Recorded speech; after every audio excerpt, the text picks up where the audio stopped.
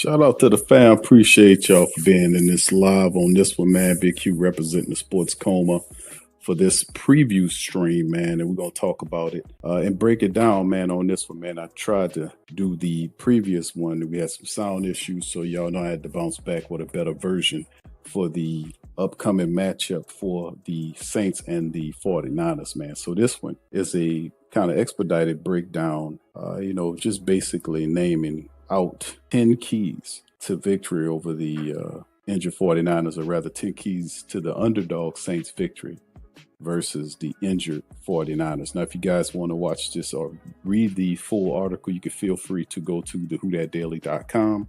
Check it out there, man. Also, please feel free to share those articles on your social media feed as well. The whothatdaily.com. The new whothatdaily.com is available. So anyway, let's get right on into it, man, for this episode, man. 10 keys of victory for the underdog Saints. And the reason why we know that, man, the Saints come into the matchup against the San Francisco 49ers in their own building after losing last week to the Cardinals in, I wouldn't say a disheartening way, but a disappointing one. Let's just say that the Saints dropped a touchdown as well as missed a field goal, had 13 penalties all of that needs to not happen anymore. They're welcoming a team into the Superdome that doesn't have its starting quarterback, doesn't have its starting tight end, who's one of the best in the business, doesn't have one of its best wide receivers.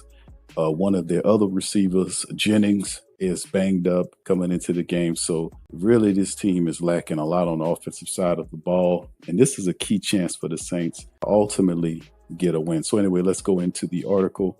San Francisco comes in riding the momentum of a hard-fought 17-13 win over the Seahawks, led by a dominant defensive effort. Still, Shanahan's team has lost 7 of his last 9 games overall. They now turn to Mac Jones, pressed into action with Brock Purdy, sidelined while dealing with injuries to George Kittle and Juwan Jennings. Second-year receiver Ricky Parasol has stepped up as a major threat, posted 108 yards in the opener after flashing late last year. So we got to be mindful of the fact that Mac Jones is definitely going to be looking to get Ricky Parasol going. We know Juwan Jennings is also in their offense. He was dealing with some issues as well. And the 49ers are going to try to lead on some of those other guys. Also, Kendrick Bourne, who they just picked back up. I think a week or so ago, Marquez Valdez-Scantling, MVS is there, and they're going to try to get that banged up wide receiver core involved in the matchup. But let's go right into the 10 keys. Well, before let's slow walk this thing. Saints, meanwhile, are looking to end a 5-game skid. That's right, 5-game losing streak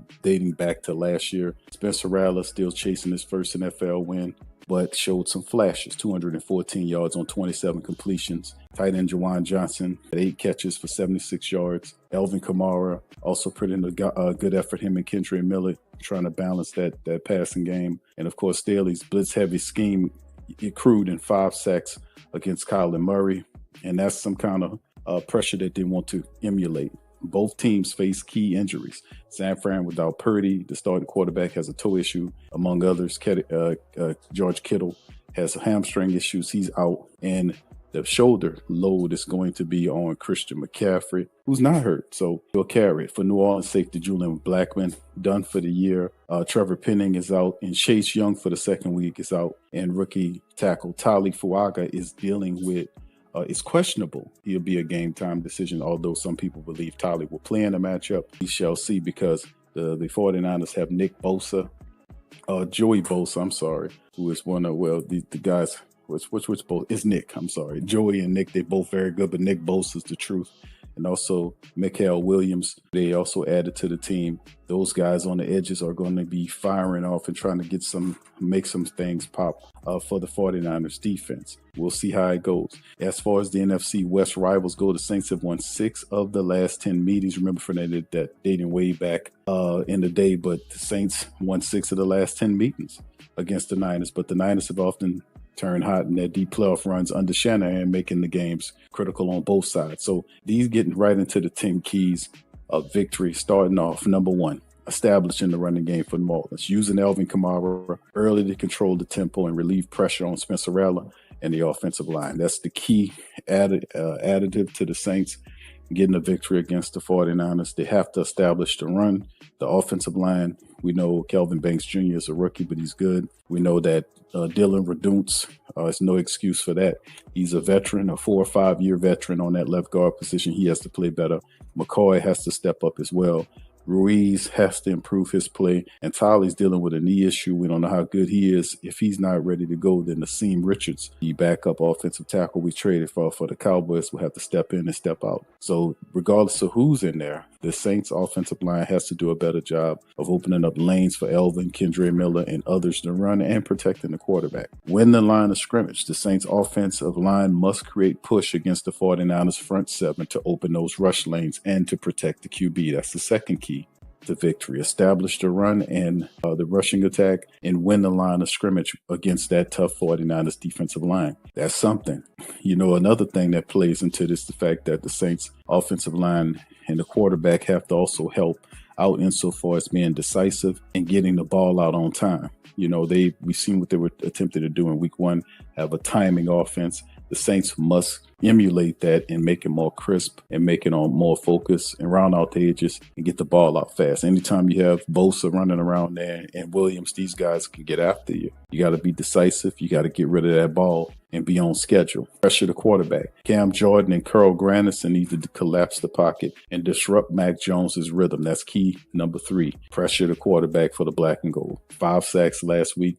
They had a bunch of pressures to go along with it. Cam will have another opportunity with Chase Young down to have more pressure opportunities in there. He had a sack and a half, both him and Cam combined for 3 sacks last week against Kyler Murray. This week against the immobile Mac Jones, who can move a little bit. I won't say that he's no Kyler Murray, but if we can get Kyler 5 times, let's see what we can do with Mac Jones on that offensive line with the 49ers. Contain Christian McCaffrey is key number 4. Limit McCaffrey's production as both a runner and a receiver. The Saints cannot allow him to dominate with touches. All they have right now, insofar as what they can drive the team, is Christian McCaffrey. With all the other guys, he's a very important part of what they do offensively. He's healthy. The Saints have to be able to one-dimensionalize the 49ers offense, take Christian McCaffrey away, and create pressure on Mac Jones. That's the bottom line. You can't let McCaffrey get loose on you, running the ball or catching the ball. Key number 5, cover Ricky Parasol. Defensive backs must lock down the emerging wide receiver who has become San Francisco's top outside weapon. Parasol is a very productive wide receiver. He had a good game for them last week, and last year at the back end, he was picking up and establishing himself. Ricky Parasol is a playmaker for him. He's one of these guys that make difficult catches, who can get behind your coverage. Tough wide receiver. We have to make sure we lock this guy down. Whoever they put on him, whether it's Kool-Aid McKinstry or wherever they move him at, we have to be able to put some cover or put a blanket over the top of Ricky Parasol. Saints secondary have to do better. Kool-Aid McKinstry, regardless of who he's guarding, Kool-Aid McKinstry has to have a better week than what he had last week. He just got messed over by Marvin Harrison Jr. in that first week. The Cardinals, he was responsible for giving up the 40-yarder as well as giving up the touchdown that helped the Cardinals in that matchup. So much better play from our secondary in covering Ricky Parasol. Key number 6, force mistakes. Create turnovers and momentum shifting plays to flip the field and energize the home crowd. So that's the whole thing. Cutting the dome loose, letting people feel it, and nothing does that better than the Saints getting interceptions, getting fumbles, this sort of thing. Getting sacks is cool, but we also need to generate turnovers, whether that's interceptions or fumbles, recoveries. We have to do that for our defense. Key number 7, minimize penalties. Stay disciplined to avoid drive-killing flags and extend Niners possessions. Extending Niners possessions, so minimizing the penalties. Stand disciplined. Avoid drive-killing flags and those that help get first downs. I think it was 3 or 4 of them the Saints had last week, that those out of the 13 penalties, I think 3 or 4, maybe 5 of them contributed to the 49ers having first downs because of the penalties. There was times when the Saints had the Niners in 8 or 3rd and 7 or something like that, and the Saints defense would then allow the Cardinals move the ball and pick up new downs. We got to stop that. Stand disciplined, stand focused, knowing your assignment, and execute. That's what we have to do. We can't have these stupid 13 penalties and all the stuff that we had in the first game if we're going to beat the 49ers. Key number 8, protect the O-line. Protect the O-line. With injuries already piling up, continuity and health up front will be critical in sustaining the job. So protect the O-line. O-line need to handle business. Square up, man up, handle up. If we have issues, whoever can't play, let's say, for instance, if Tolly can't go, we know he's a game time decision. All indications say that he probably will start in the game, but if he has a setback and he can't go, Seam Richards will have to step up and step out. You have to operate and handle your business, no doubt about it. Key number 9, exploit the 49ers injuries. The 49ers are banged up. Take advantage of San Francisco missing stars like Brock Purdy and George Kittle and Jennings, and Jennings is supposed to play, by the way, but he's banged up. Force lesser used players into big roles. Now we know Parasol will step up. They got MVS. They got Kendrick Bourne, who they brought back. He was a guy that spent some time with him prior to going to New England, and now he's back on the team.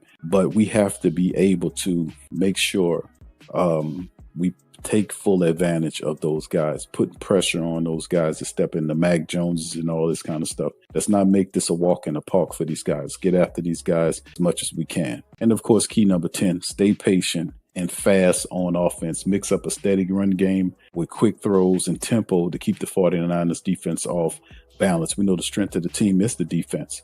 We know Fred Warner, who's a fantastic, one of the best linebackers in the business. Fred Warner is in there making plays. He had 4 tackles last week. He's the leader of the defense. And Fred Warner is a guy that will drive he will be one of those players that galvanize his team. But Nick Bosa and Michael Williams and Fred Winters, these guys can play ball. They're going to be leading the team. Of course, the secondary, the Saints will have to test that secondary. We know Lee Norris back there and Stout and the rest of these guys, the Saints have to test that secondary, who I don't think they're all that good, to be honest. You got a few playmakers about that, but overall, I think the 49ers secondary they're very exploitable, right? And then, of course, even give you a bonus key. I give you a bonus key. Defensive line dominance. If the Saints defensive line can consistently win battles against a depleted 49ers front, it will set the tone. So if the Saints a front handle business and put pressure on Jones, disruption of McCaffrey's running lanes, and overall trench control can swing the game in the New Orleans' favor. So, and then